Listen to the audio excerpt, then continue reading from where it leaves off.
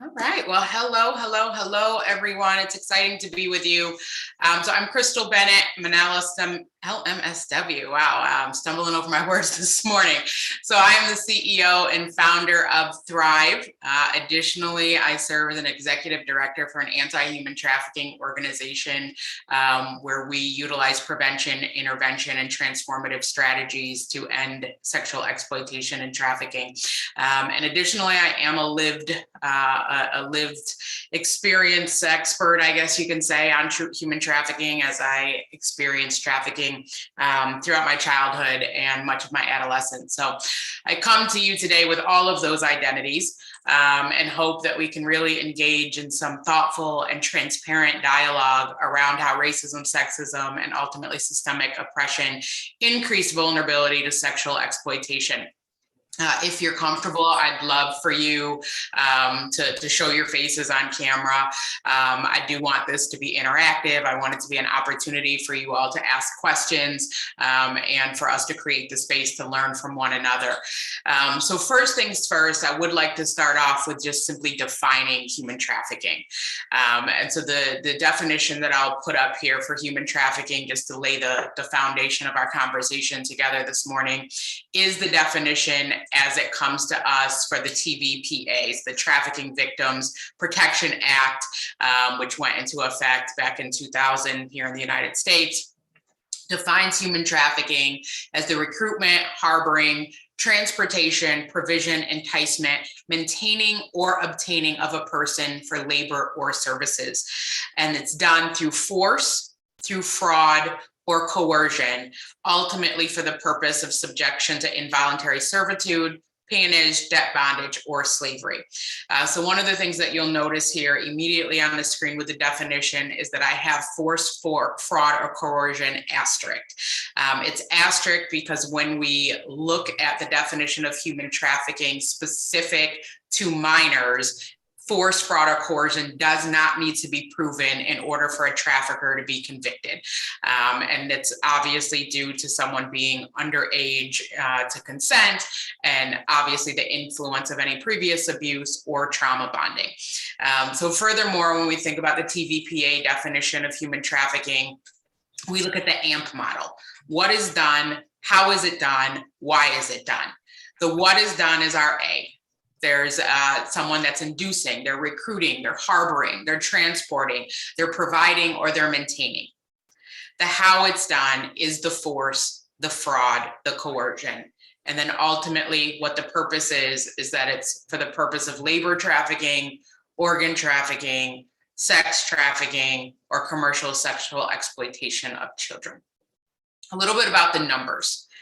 And I just simply show the numbers not for, I think it's really important that when we're communicating about trafficking and exploitation, that we're not utilizing numbers in a way to sensationalize or for shock value, but simply to provide the numbers as a means to the facts, right? The facts is that we know 40 million people, men, women, and children around the world, it's estimated, are being controlled and exploited. 150 billion.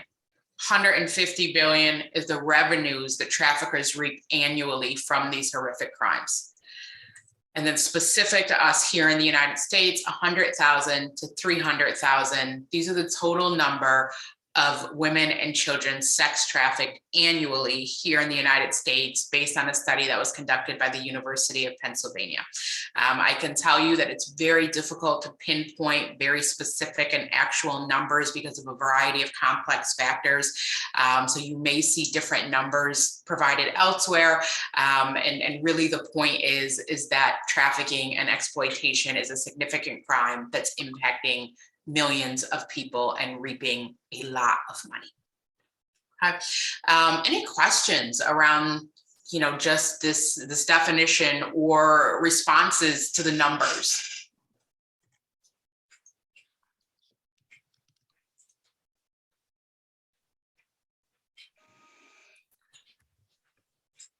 Just want to make sure I'm not hearing someone. Maybe it's because someone's off mute.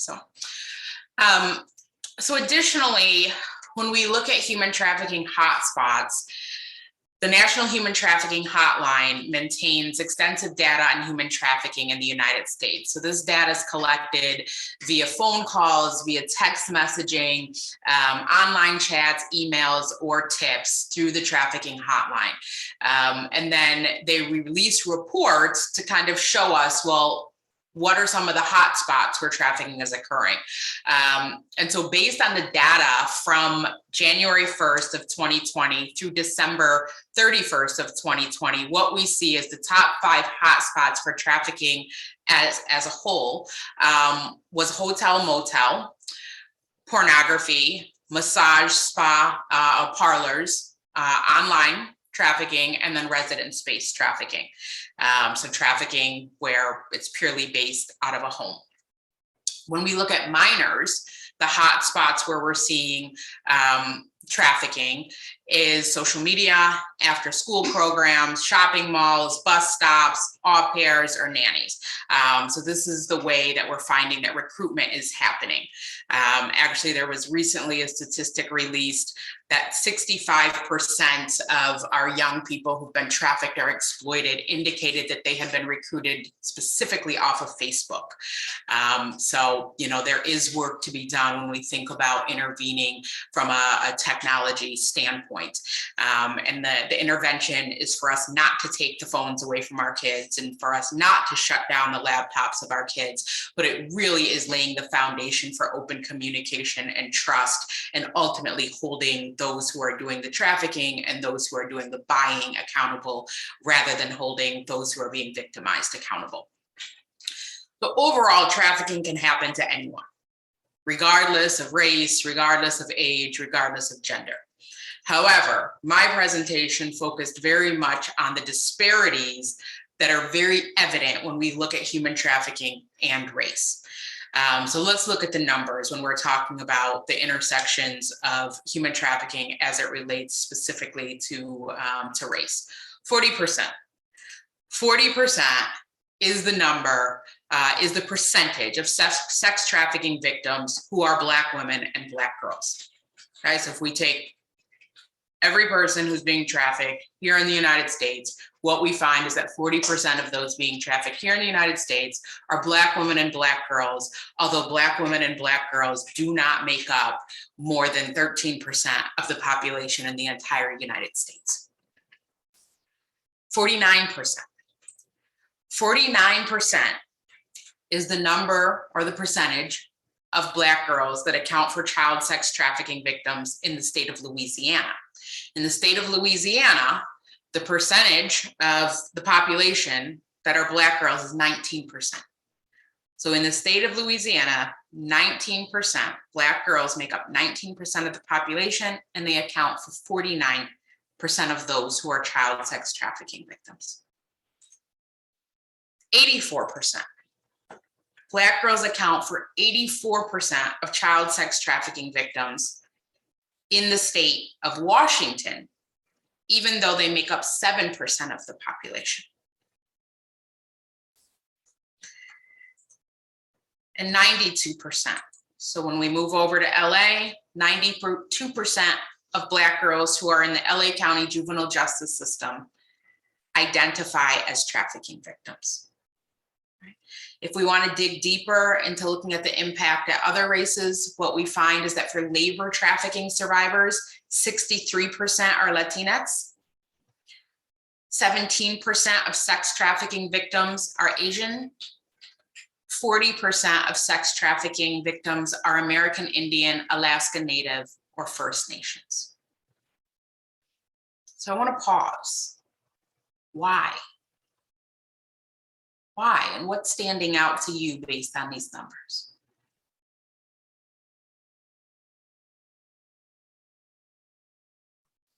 Well, I mean, obviously these numbers are staggering, and the impact that it has on people of color is just so sad. I am curious about those specific states that you mentioned, and why the numbers are so high in those states. But yeah, I mean, these numbers are just so staggering. Yeah. And my guess is that the numbers are probably high in every state, but these just happen to be the ones that we have the numbers from. right? I mean, because we know that disproportionately across the entire United States, that people of color are disproportionately impacted by trafficking and exploitation.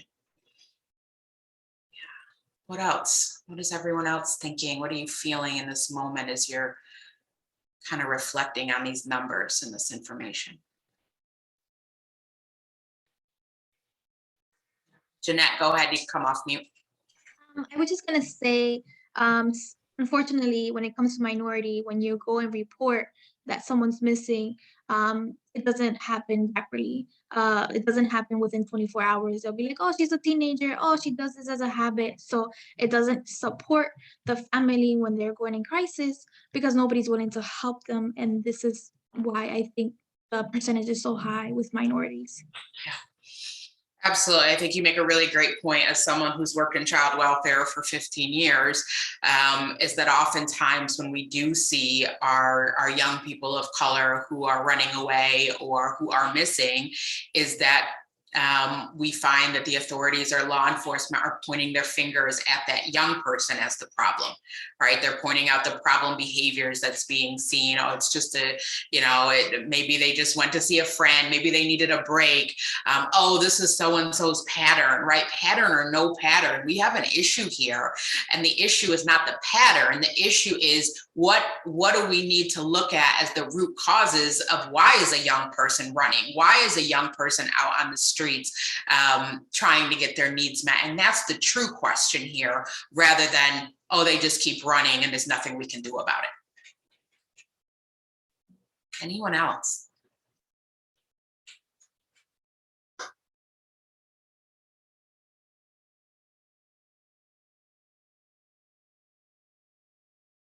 Jeanette, go ahead.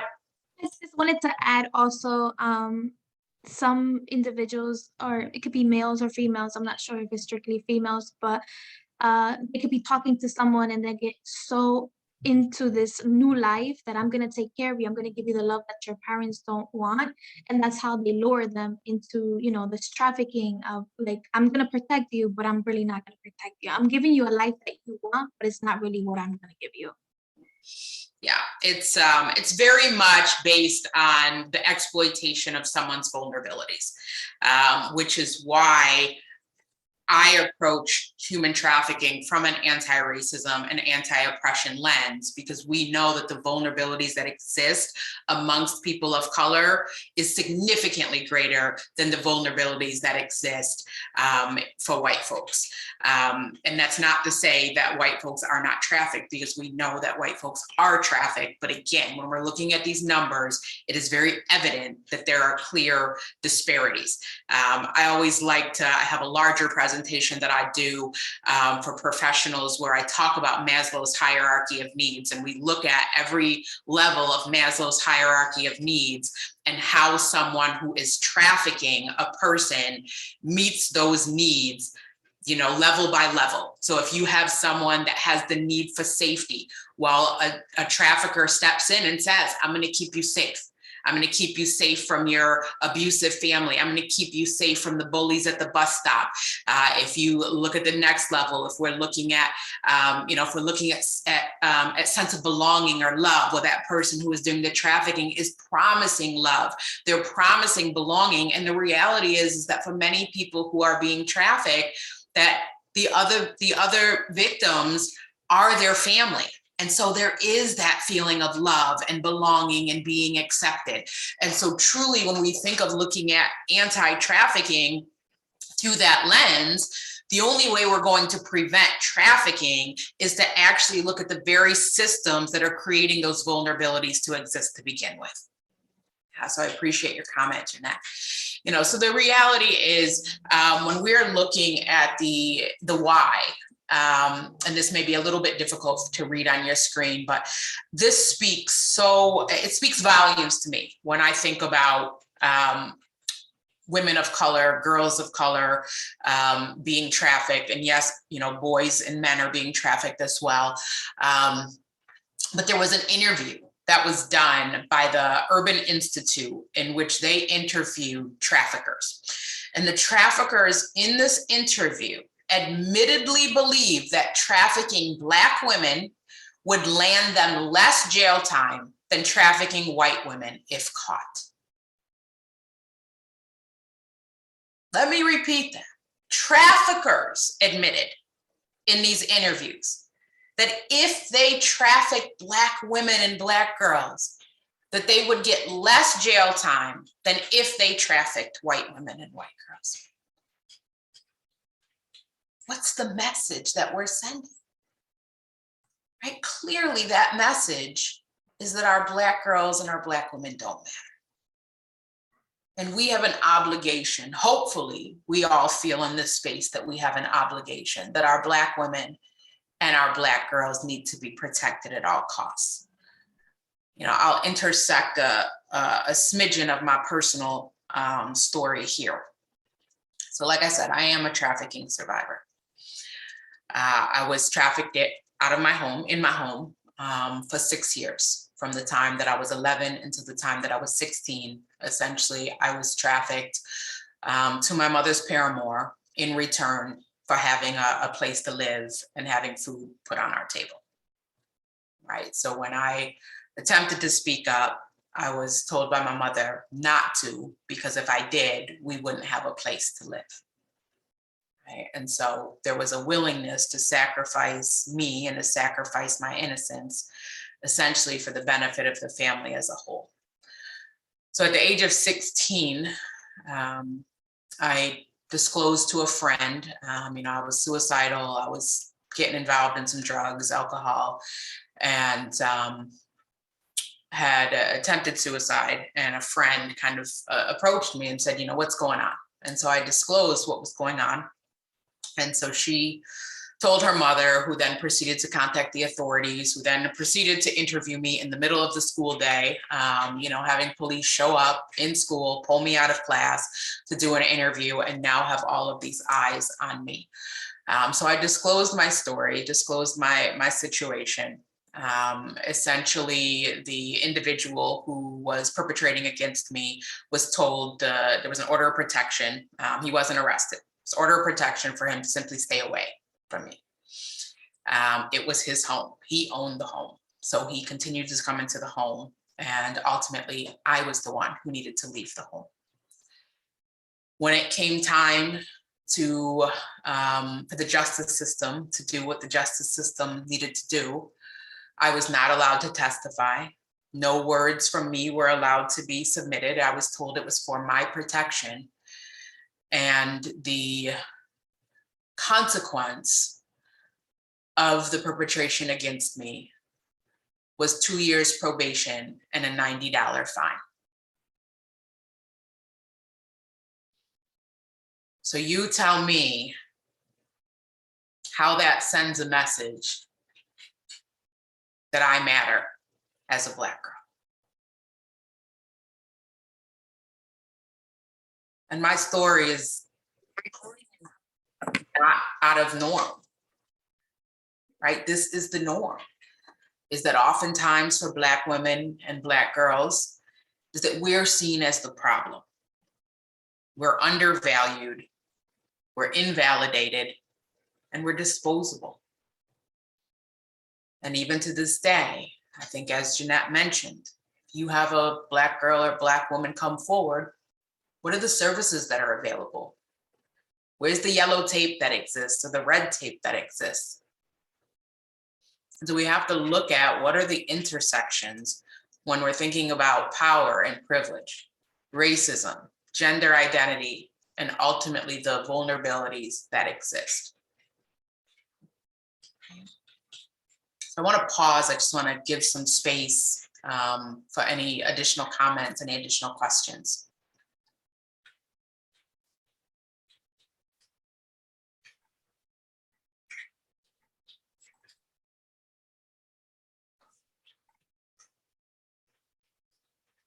I'm curious, you know, what you all might be seeing in the work that you're doing, especially when we're talking about power, privilege, and vulnerability of our girls and women of color. Yeah, go ahead, Sharon.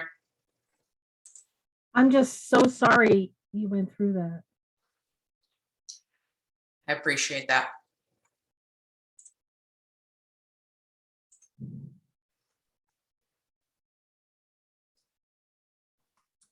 I'll just share that now as a mother of a little brown girl, it scares me because this is just one of those things that I think we might think that this is so far removed from where we're at. But then when you think about the world that we live in and how many vulnerabilities there are out there with even social media and exposure to things, like, I think it can happen. I don't want to say to anybody, but I almost think it could happen to anybody. And I think because of the things that you're talking about, that puts, you know, certain girls, women at even more risk. And as a mother to a little girl, that freaks me out, to be totally honest. I have four babies of my own, 2 girls, 2 boys. And I think what terrifies me is that we unfortunately live in a world where it's already become very evident that there's so much bias, there's so much stereotypes, there are so many disparities. And when my kids are not under my eye, my question is always, who's going to care about them as much as I care about them? Who's going to protect their safety as much as I'm going to protect their safety? And that's a terrifying question because I don't have a good answer. Right? Like, I want to believe that I can send them off to school and they're going to be cared for and taken care of the same as any other child, but I don't believe that.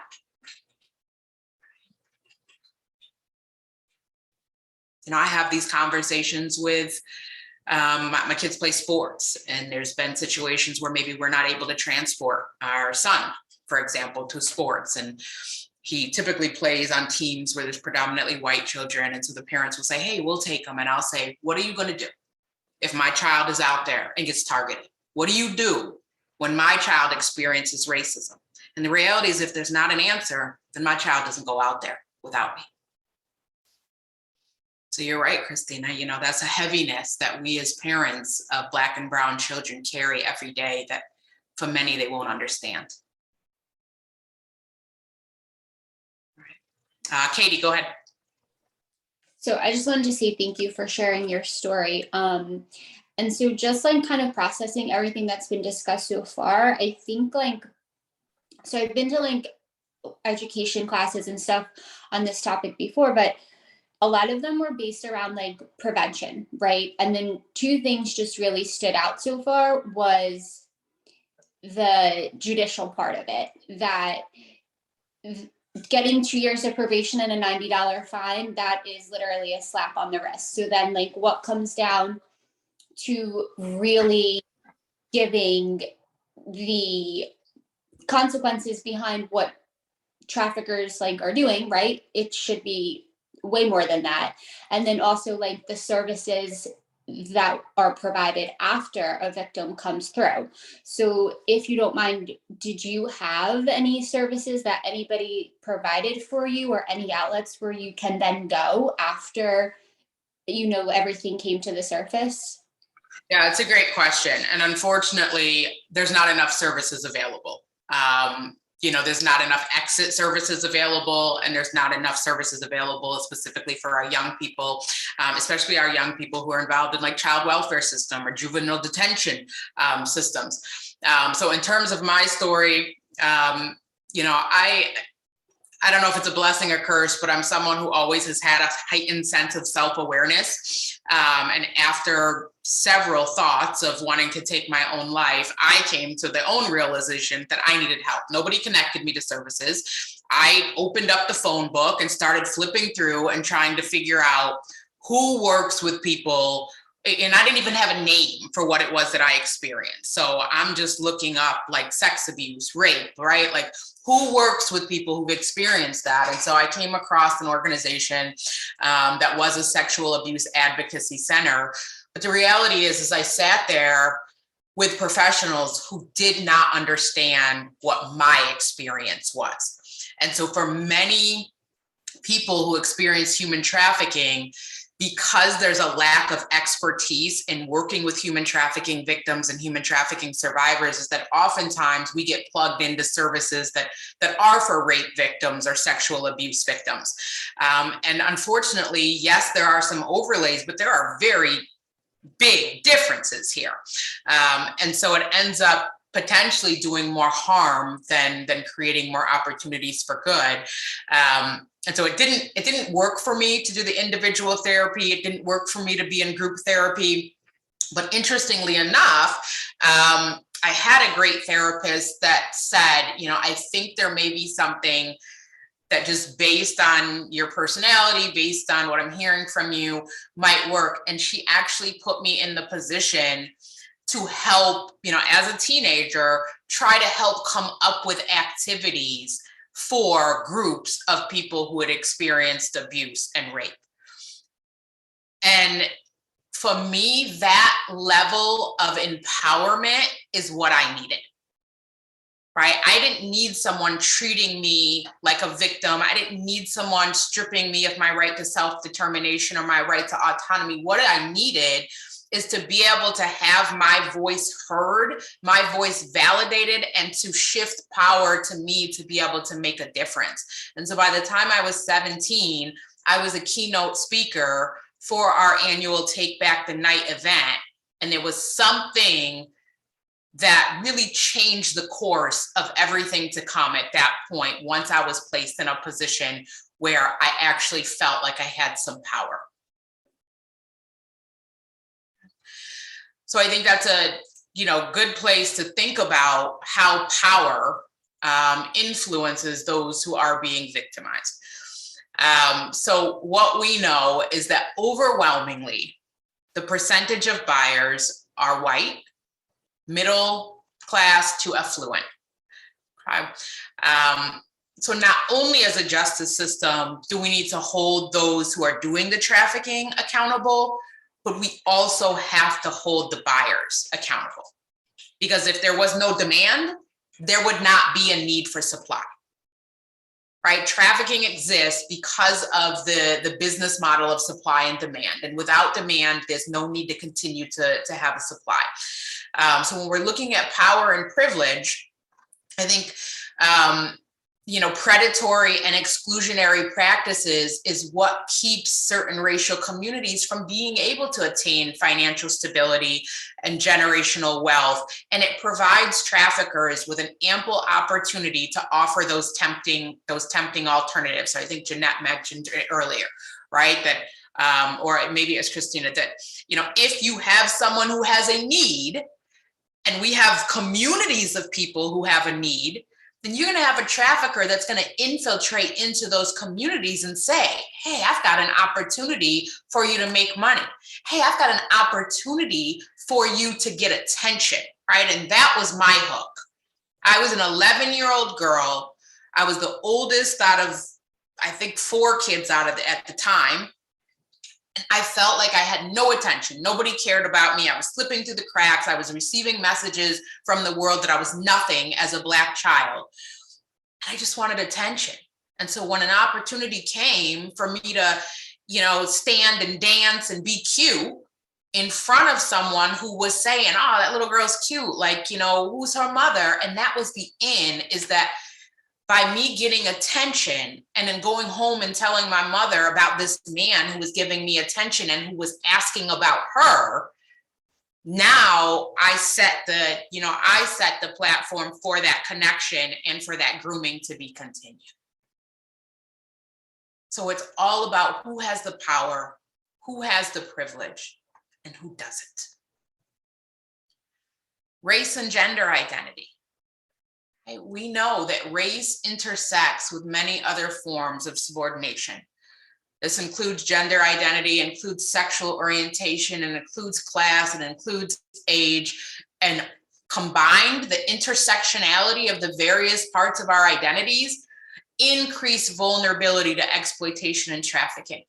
So a lot of times people ask me, why do I focus so much on race? I focus on race because when we're talking about intersectionality, the fight against racism is also the fight against homophobia, is also the fight against transphobia. It is the fight against classism and sexism, because of the intersections that when you add race to any of those other identities, it magnifies the disparities and the vulnerabilities that exist. And for our Black women, for our Black girls, and for are individuals who are gender non-conforming, they are disproportionately represented in victims and survivors of trafficking. Additionally, when we look at these intersections of race and gender identity, there was a report that was published by Georgetown University Law School. And this report had done a study here in the United States and asked people at what age did they feel that Black girls need less nurturing, need less support, and are more adult-like. The age, 5 years old. 5 years old here in the United States is we have a good part of the population who believe that our Black girls don't need nurturing, don't need comfort, and are more adultified by the age of 5. So the question is, why are they more adultified? Are they adultified by their choosing? Are they adultified because maybe their mother or father has been incarcerated as part of the mass incarceration attack on Black and brown communities? Maybe their mother's been kicked out when we look at how many Black women get evicted compared to the general population. Right? There are so many complex factors, but the reality is that when we look at our Black children as being adultified, this is dehumanizing, and it's robbing our children of the very essence that makes childhood distinct from any other developmental periods. It's robbing our Black children of the opportunity to be innocent. And if we want to connect that back to enslavement, we know that during enslavement, Black women and Black girls were highly sexualized. There's imagery that's out there that shows our Black girls and our Black women with no clothes. Oftentimes our Black girls and our Black women were put on the slavery block with no clothes. In pop culture, in movies, in music, we see that Black women and girls are displayed as being highly sexualized, continuing to perpetuate the idea that Black women and girls are to be exoticized, that they're promiscuous, that they're sexually deviant. Even present day, when we look at pornography sites, we find that 40% of the top searches are related to Black women being viewed as a fetish, and they're related to Black women being targets of aggression, and they're often placed in specialized categories such as S&M and bondage, and any category that dehumanizes Black and brown bodies.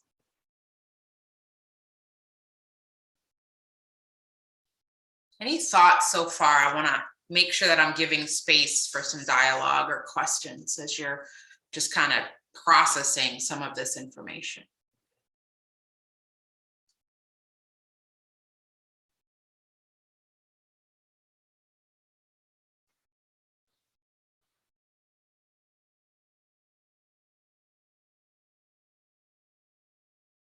So when we look at systemic vulnerabilities, 39% of people who experience homelessness are Black. Right? Again, Black folks only make up 13% of the population in the United States. Our Black girls experience higher rates when compared to their white counterparts of sexual and physical abuse, higher rates of family instability, and they're highly susceptible to experiencing and witnessing community violence. We look at child welfare. 23% of youth who are in foster care are Black girls. Black children are twice as likely to be sexually abused while in foster care compared to their white counterparts. They're more likely to run from foster care. They're 5 to 10 times more likely to be suspended from schools. So what we just see is disparity upon disparity upon disparity. And then we look at our kids and we look at our women and we say they're choosing to be out there on the streets. They're choosing to run away. They're choosing to be prostitutes. Well, let me tell you first and foremost There's no such thing as a child or minor prostitute. None. But yet in the United States, we see that 51% of arrests for prostitution are Black kids.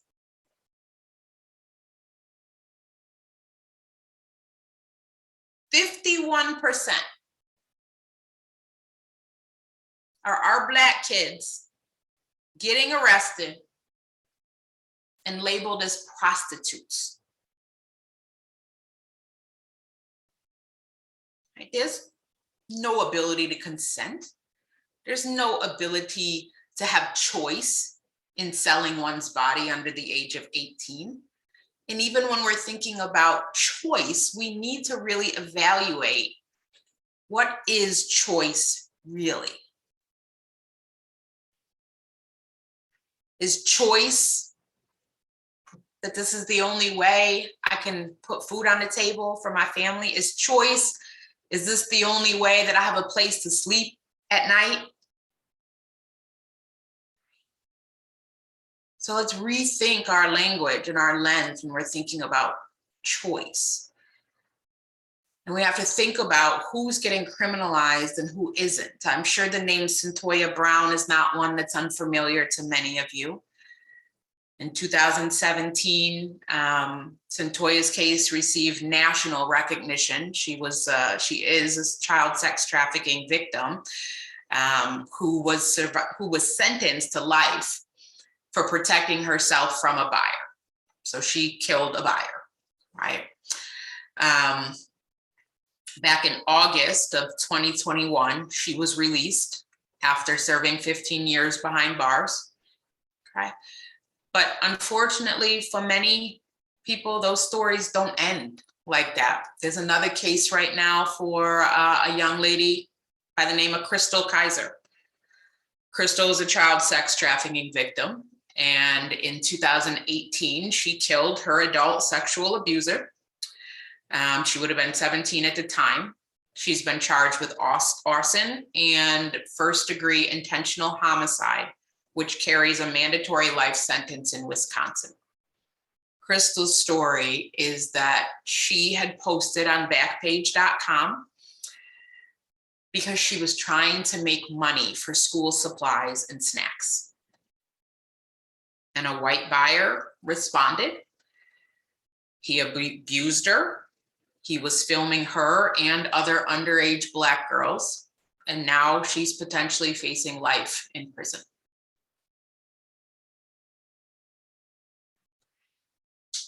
Even when we identify individuals who are being trafficked and exploited, there's often not services that are culturally responsive, right? There's many service providers who are perpetuating saviorism, that are perpetuating the myth of rescuing.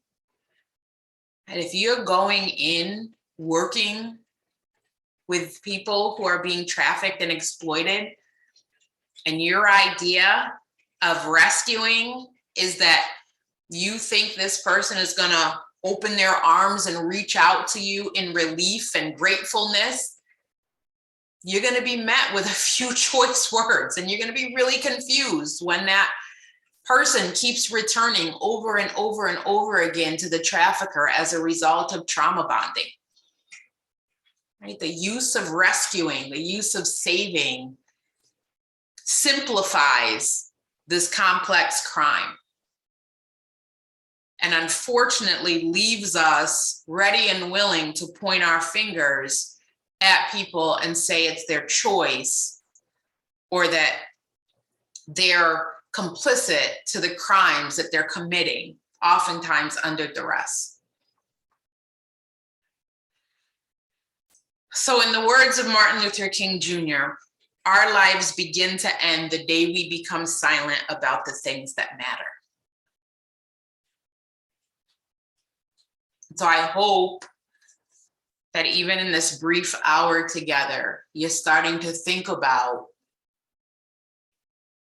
how horrendous this crime is and how preposterous it is that there's such significant disparities for people of color, and that you're thinking about how can you use your voice to make sure that you're bringing awareness to something that matters.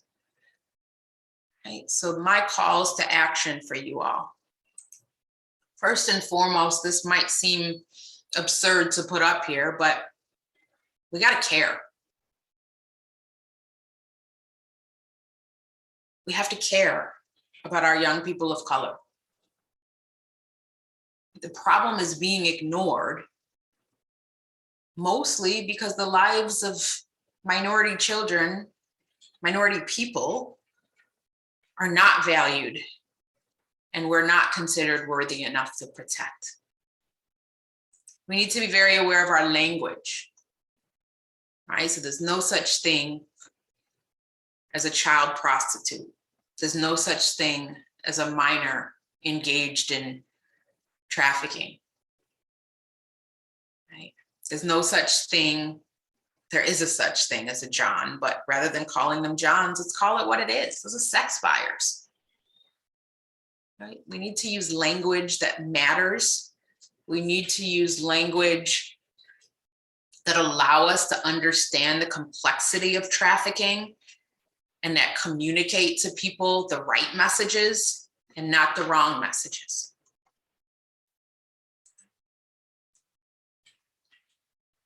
We need to engage the voices of our young people and our communities when we're thinking about the racial disparities that exist in healthcare and education and child welfare that allow the perpetuation of the vulnerabilities that are occurring. We have to change policies and practices that are harmful and hurtful, policies and practices in schools such as zero tolerance practices that disproportionately target young people of color. Right? We have to change practices of who has access and who doesn't. We need to keep the conversations going. You all have touch points that you're able to access. Keep these conversations going. Keep the conversations focused on the disparities that are happening around racism, around sexism, around classism, because when we address race at the center, when we address marginalized communities at the center, then we have the capacity and capabilities to help all. Include the voices of survivors. Right? So often we're trying to come up with our policies, trying to come up with our practices, kind of come up with our intervention strategies and our prevention strategies, but we're not talking to the people who have experienced this firsthand. Right? So consult with survivors, extend contracts to survivors. There are a lot of amazing survivors nationwide doing this work and worldwide. Create more resources for schools and for child welfare entities.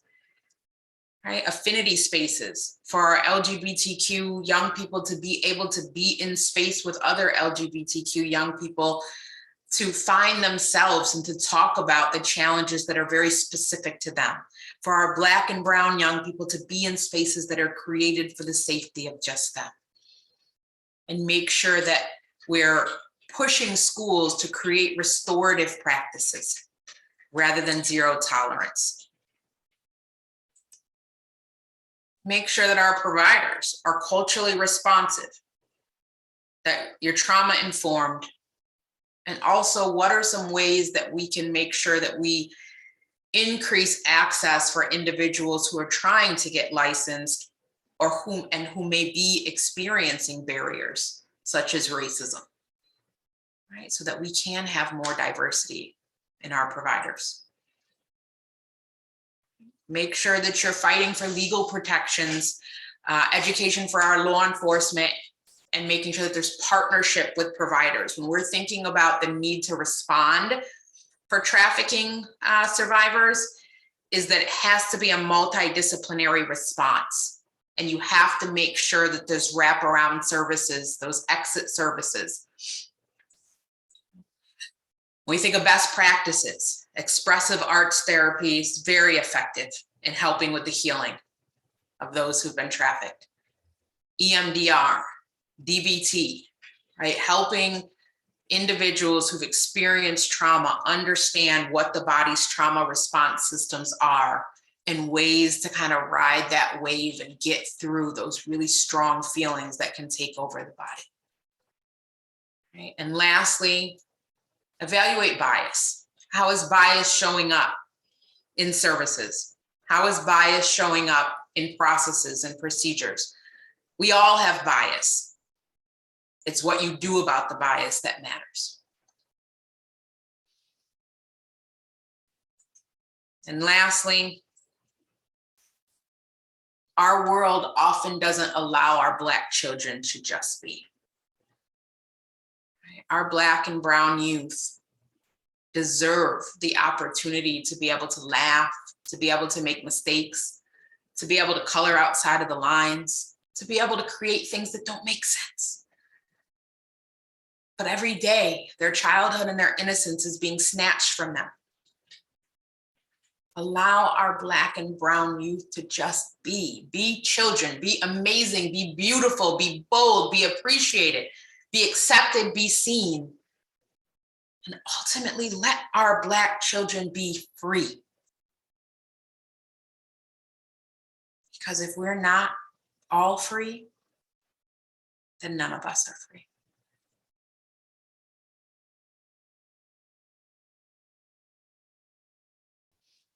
Any questions or comments for me? There's my contact information for anybody who would like to reach out.